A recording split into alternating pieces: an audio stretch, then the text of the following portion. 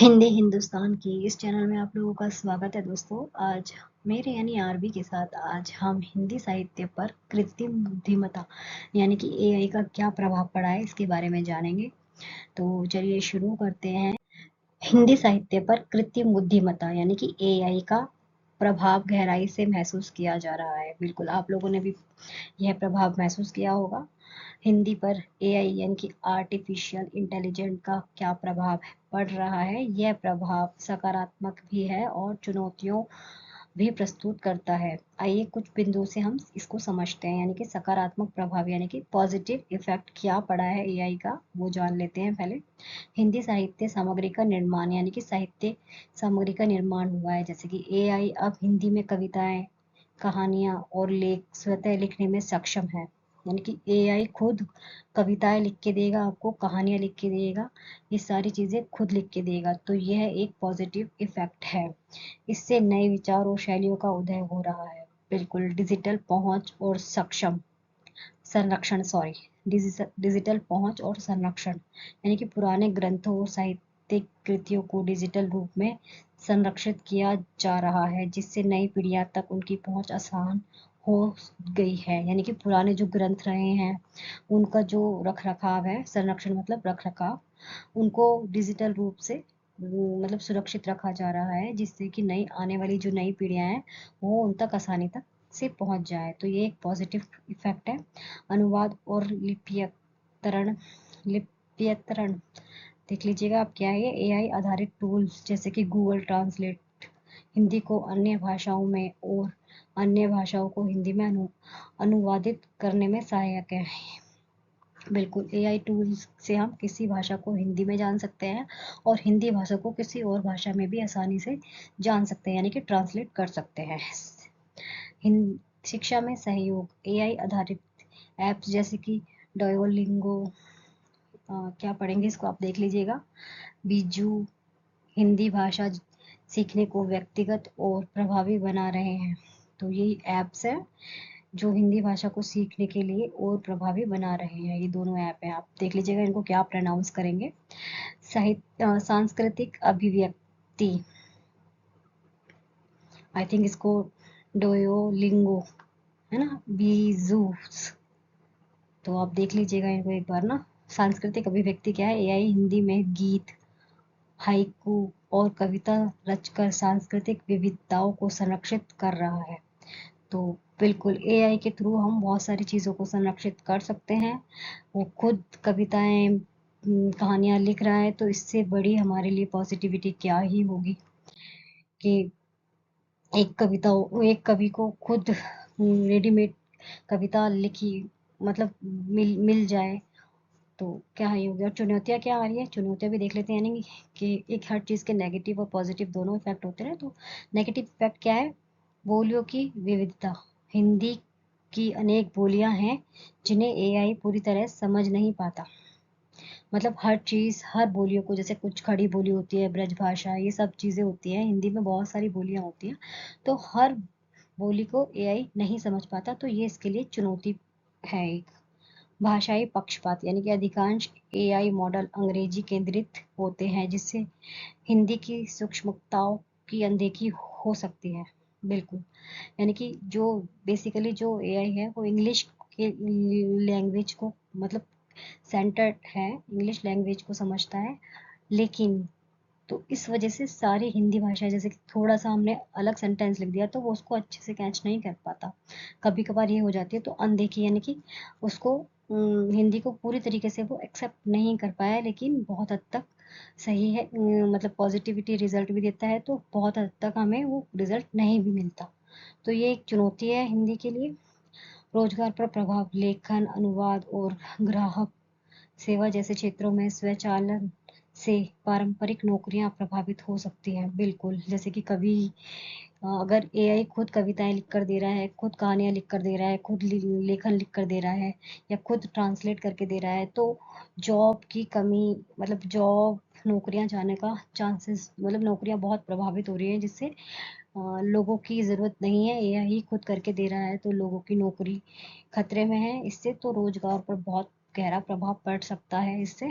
तो ये एक नेगेटिव यानी कि चुनौतीपूर्ण हो सकता है। तो बिल्कुल अगर कवि कवि जो लेखक हैं वही कविता अगर उनको एआई के थ्रू मिल जाएगी, जो कविताएं या कहानियां चाहते हैं, तो उनको लेखक की ज़रूरत क्यों होगी बताइए। ठीक है, तो ये एक नेगेटिव प्रभाव है इस, तो बहुत इफेक्ट भी पड़ सकता है आने वाले टाइम में। तो शायद कुछ लोग फेस भी कर रहे हों इसको। तो ये चीज़ थोड़ा चुनौतीपूर्ण है। भविष्य की संभावनाएं क्या है देख लेते हैं। एआई हिंदी साहित्य को वैश्विक मंच तक पहुंचाने, नई विधाओं को जन्म देने और ग्रामीण क्षेत्रों में डिजिटल समावेश बढ़ाने में महत्वपूर्ण भूमिका निभा सकता है। बिल्कुल एआई जो है वो हिंदी को वैश्विक यानी कि ग्लोबल मंच तक पहुंचाने के लिए और नई विद्याओं को जन्म देने के लिए, और जो गांव में है वहां पर भी डिजिटल समावेश बढ़ाने के लिए महत्वपूर्ण भूमिका निभा सकता है। भविष्य में एआई यानी कि कृत्रिम बुद्धिमत्ता हिंदी साहित्य को किन किन रूपों में बदल सकती है जानते हैं।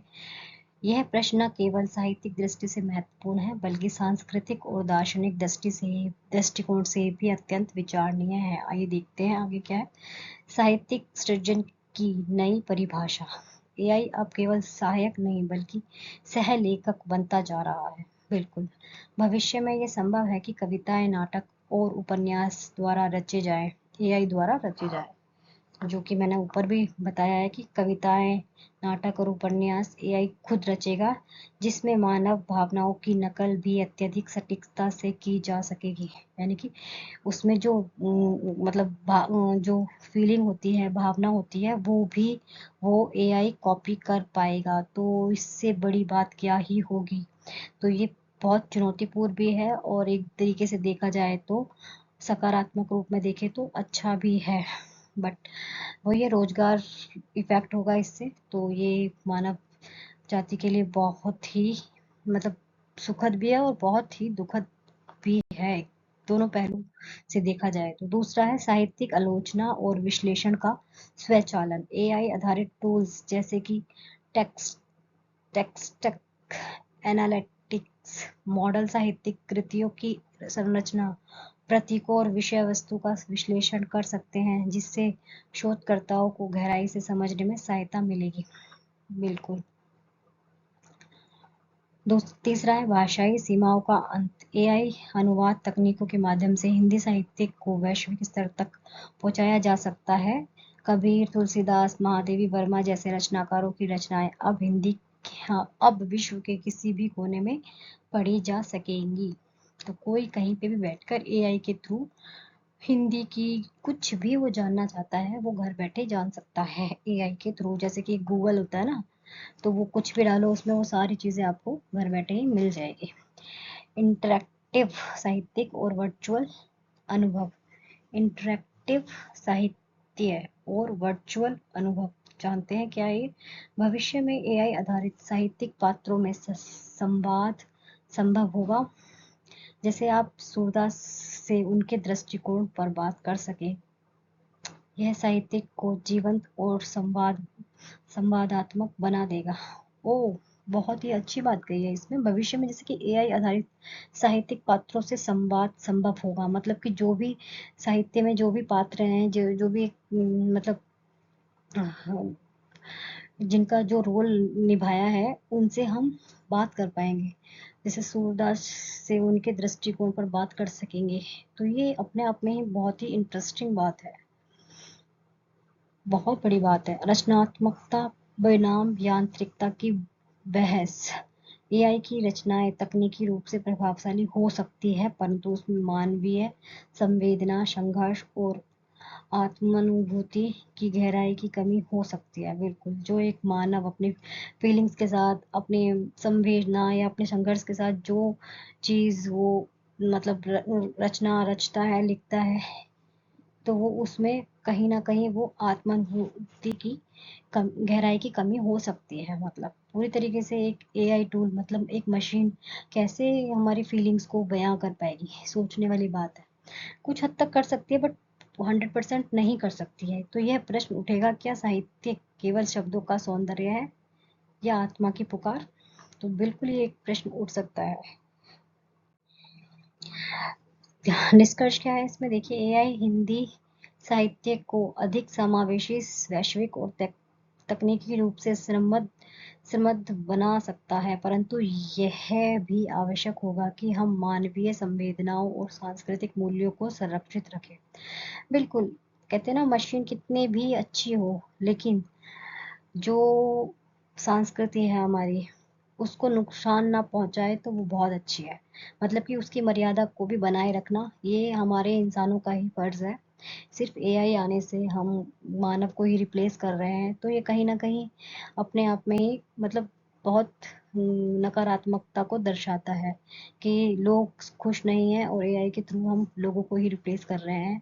तो कहीं ना कहीं हमारी संस्कृति, उनकी मतलब भावना को ही हम मतलब छोड़ दें, एआई के थ्रू हम कर रहे हैं एक दूसरे में ही, मतलब सिर्फ अपने बारे में ही सोच रहे हैं, तो वो चीज़ भी सही नहीं है कहीं ना कहीं। कृत्रिम बुद्धिमत्ता एआई द्वारा रचित हिंदी साहित्य अब एक उभरता हुआ क्षेत्र है। इसके कुछ उल्लेखनीय उदाहरण सामने आने लगे हैं, जैसे कि कुछ जान लेते हैं। एआई हिंदी कविता जनरेटर, तो हिंदी पोयम जनरेटर यह एक शोध परियोजना है जिसमें मशीन लर्निंग और प्राकृतिक भाषा प्रसंस्करण प्रसंस्करण का उपयोग करके हिंदी कविताएं रची जाती हैं। यह प्रणाली छंद, अलंकार, भावनात्मक गहराई को ध्यान में रखते हुए कविताएं तैयार करती है। तो कितनी ही बड़ी बात है अपने आप में कि एक एआई लोगों की भावनाओं को गहराई में रखते हुए कविताएं तैयार कर रहा है। तो कहीं ना कहीं बहुत बड़ी बात है कि लोगों में फीलिंग्स की कमी को भी एक एआई के द्वारा पूरा किया जा सकता है। पता नहीं आप लोगों में से बहुत सारे लोग जानते हैं या नहीं जानते हैं, मैंने भी यूज़ ही कर रही थी मैं ऐसे कोपायलट चैट जीपीटी। तो उसमें आप अपने फीलिंग्स को लिखोगे ना, तो वो आपको ऐसा उत्तर देता है कि आप किसी पर्सन से बात कर रहे हो। तो आने वाले टाइम में मुझे लगता है कि लोगों में वैसे ही आजकल लोग दूर हो रहे हैं एक दूसरे से, तो ये एक और बहुत ही महत्वपूर्ण सवाल कह लो या बहुत महत्वपूर्ण है कि एआई के थ्रू लोग जब अपनी फीलिंग्स को शेयर करेंगे तो लोगों की ज़रूरत कहाँ से ही होगी। तो ये बहुत नेगेटिव भी है, बट कहीं ना कहीं जो लोग अकेले हैं, वो कंडीशन या वो एनवायरनमेंट नहीं मिल पाता, तो उन लोगों के लिए पॉजिटिव भी देखा जाए तो पॉजिटिव भी है। बट देखते हैं आने वाले टाइम में क्या होता है। हिंदी जीपीटी जैसे कि एक विशेष एआई मॉडल है जो हिंदी भाषा में संवाद, साहित्यिक विश्लेषण, अनुवाद और रचनात्मक लेखन में सक्षम है। यह उपयोगकर्ताओं को हिंदी में कहानी, निबंध और कविताएं लिखने में मदद करता है। तो ये हिंदी जीपीटी भी आ गया है, तो ये सारी चीज़ें लिखने में मदद करता है। सीरियसली बहुत तरक्की हो गई है। क्विक क्रिएटर जैसे टूल, जैसे ये टूल्स हिंदी में लेखन को सरल और तेज बनाते हैं। उपयोगकर्ता निर्देश देकर एआई से हिंदी में लेख, ब्लॉग्स या साहित्यिक रचना तैयार करवा सकते हैं। देखिए रेडीमेड आपको सब कुछ मिल रहा है, तो कौन आदमी किसी को पैसे दे के काम करवाएगा। सब कुछ उसके पास है, कंप्यूटर में सब कुछ, एक हाथ की ज़रूरत है उसको, एक हाथ हिलाया सब कुछ तैयार उसके सामने, तो वो क्यों किसी को ज़्यादा पैसे दे के हायर करेगा बताइए। तो बिल्कुल रोजगार जो जॉब है वो बहुत ज़्यादा इफेक्ट होने वाली है या हो भी रही है, आप लोग फील कर रहे होगे, रिप्लेस कर रहे हैं लोगों को एआई के थ्रू। तो देख सकते हैं एक रेडीमेड कविता, मतलब एआई के द्वारा कविता रची गई है, तो देख सकते हैं इसमें क्या है, एक झलक एआई द्वारा रचित कविता का उदाहरण। मन के भीतर दीप जले, आशा की किरणें पले, शब्दों में संवेदना बहे, यंत्र भी अब भाव कहे हैं। यह कविता एआई द्वारा रचित है जो भावनात्मक और लयात्मकता को दर्शाती है। देख सकते हैं आप क्या कमी है इस कविता में। तो कोई क्यों ही एक पर्सन को हायर करेगा उसके लिए कविता कहानी लिखने के लिए, या बताइए। तो इफेक्ट तो होगा, बहुत ज़्यादा इफेक्ट होगा। आप देखते हैं आने वाले टाइम में क्या होता है। कहीं ना कहीं ये इफेक्ट, जॉब इफेक्ट हो रही है, बट कुछ ना कुछ उसके भी हल निकलेंगे कि लोग बेरोजगार जो घूम रहे हैं उनको रोजगार कैसे मिले। तो इससे बहुत सारी चीज़ें इफेक्ट होंगी। लोगों को रोजगार नहीं मिलेगा तो कहते हैं ना, लूटपाट भी ज़्यादा बढ़ेंगी, क्योंकि सबको पेट भरने के लिए पैसे की तो ज़रूरत पड़ती है ही ना। तो इसलिए ये फ्रॉड्स भी आजकल ज़्यादा हो रहे हैं। पता नहीं वीडियोस लंबी हो गई है फ्रेंड्स, आप लोग देख लीजिएगा, क्योंकि टॉपिक ही ऐसा छिड़ गया है तो थोड़ा सा लेंथी हो गई है। तो मैं कोशिश करूँगी कम से कम मतलब टाइम में छोटी वीडियो तैयार करने की, बट ये वीडियो लेंथी हो गई है तो आप देख लीजिएगा। सो ज़्यादा ना हो इसलिए मैं यहीं पर ही ख़त्म कर रही हूँ, क्योंकि एआई के थ्रू सच में ही बहुत ज़्यादा लोग इफ़ेक्ट हो रहे हैं, उनकी जॉब जा रही है, एआई से लोगों को रिप्लेस किया जा रहा है। तो जो अपने आप में ही बहुत दुख की बात भी है, क्योंकि लोगों रोज़गार नहीं होंगे तो बेरोज़गार घूमेंगे, और बेरोज़गार रहेंगे तो मन में नेगेटिविटी बहुत ज़्यादा आती है। तो ठीक है दोस्तों, मैं आज यहीं पे ख़त्म कर रही हूँ, नहीं बहुत ज़्यादा लंबी वीडियो हो जाएगी। Thank you.